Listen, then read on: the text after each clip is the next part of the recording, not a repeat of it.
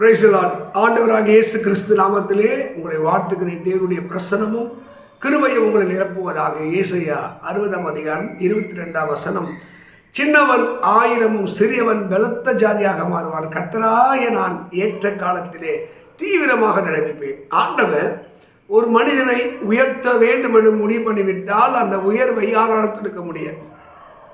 சிலர்லாம் பெரிய ஜாதியாக மாறணும், பெரிய ஆளாக மாறணும், நம்ம ஒரு பெரிய ஆளாக ஆகணும்னு முயற்சிக்கிறாங்க. போய் சொல்லு ஐஸ்வரன் ஆக வேண்டும் என்று என்ன பண்ணாதே, பிரயாசப்படாதே, தீவிரப்படாதே. ஏன்னா பணக்காரன் ஆகணும்னு சில கேடான வழிக்கு, பாவ வழிக்கு கடந்து போகிறார்கள். அப்போ ஐஸ்வர்யமும் கனமும் அவர்கிட்ட தான் உண்டு. எந்த மனுஷனை மேன்மைப்படுத்த பலப்படுத்த அவர் ஆகும். அப்போது தேவன் சொல்லுகிறார், நீ சிறியவனாக இருக்கியா, எளியவனாக இருக்கியா? அதுதான் 1 சொல்றாரு, சிறியவனை அவர் புனிதிலே, எளியவனை குப்பையில் எடுத்து அவனை பிரபுக்களோடு அமர பண்ணுகிறார். அருமையான தேவ மக்களே, நீங்கள் அவர் கைக்குள்ளே அடங்கி பாருங்களேன், தேவ பிரசனத்துக்குள்ளே அடங்கி பாருங்களேன், அவரை உயர்த்துவார். சிலரெல்லாம் பார்த்தீங்கன்னா இந்த ஊழியத்தில் பெரிய ஆளாக வரணும், மேன்மையாக வரணும், எல்லாம் தலைவான்னு கத்தணும், மேன்மைப்படுத்தணும் அப்படிலாம் முயற்சிக்கிறாங்க.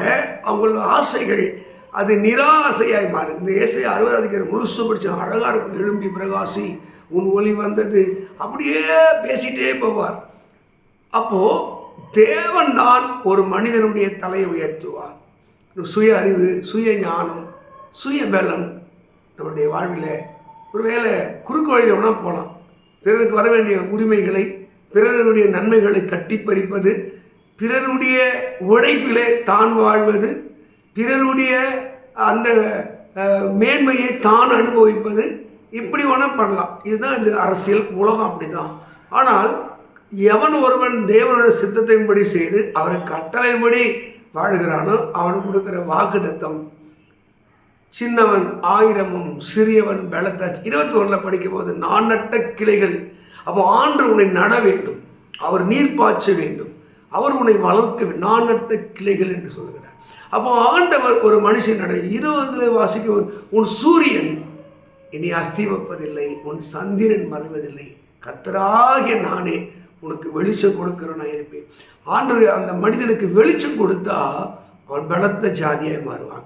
அப்போ தேவன் கையிலே நீங்கள் வெளிச்சத்தையும் ஆசிரியத்தை பெறுவதற்கு இன்னும் கீழே அப்படியே போயிட்டு இருந்தால் அவருடைய அன்பையும் அவருடைய பாசத்தையும் நேசத்தையும் புரிந்து கொள்ள முடியும்.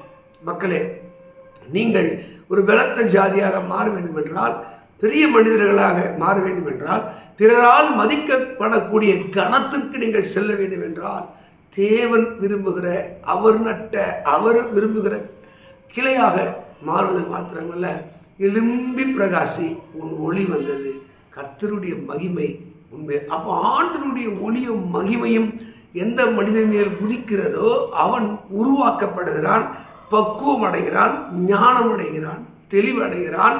இந்த பூமியிலே பிறருக்கு அவன் ஆசீர்வாதத்தின் பாத்திரமாக மாறுகிறான். நீங்கள் வளர்ச்சியின் பாதையில் செல்ல வேண்டும், மேன்மையான இடத்தில் வைக்க வேண்டும்.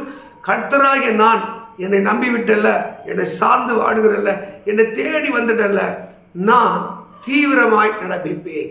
ஒருவேளை தெய்வத்தை நம்புகிறவர்களாய், தேவனுடைய அன்புக்காக காத்திருக்கிறவர்களாய், தேவனுடைய அந்த ரட்சிப்புக்காக ஒப்பு கொடுத்த மக்களாக இருக்கீங்களா? கலங்க வேண்டாம். ஏற்ற காலம் வரும், சரியான நேரத்திலே தேவன் உங்கள் தலைகளை உயர்த்தி அவர் உங்களை மேன்மைப்படுத்துவார். வசனம் சொல்லுது, அவர் சொல்ல ஆகும், அவர் கட்டட நிற்கும். சின்னவன் 1000 சிறியவன் பலத்த ஜாதியாக மாறுவான். கர்த்தராகிய நான் ஏற்ற காலத்திலே நான் தீவிரமாக நடப்பிப்பேன். அப்போ ஆண்டவர் ஏற்ற காலத்திலே தீவிரமாய் நடக்க அவர் சித்தமுள்ளவராக இருக்க அந்த கரங்களிலே ஒப்பு கொடுப்போம். கர்த்தர் உங்களை ஆசீர்வதிப்பாராக. God bless you. God bless you.